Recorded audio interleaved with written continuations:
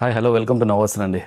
And three piece సెట్లోనే ఇంకో design ఒకటి తీసుకొచ్చానండి. వన్ ఆఫ్ ద మాది హాట్ కేక్ డిజైన్ అండి. యాక్చువల్గా చూసారంటే క్రష్ పైన వస్తుంది, క్రష్ టిష్యూ పైన విత్ కలంకారీ. ఇదంతా కూడా ఇది చూడండి, క్రష్ టిష్యూ పైన ఫుల్లీ కలంకారీ ప్రింట్తోని అండ్ విత్ కలంకారీ దుపట్టా.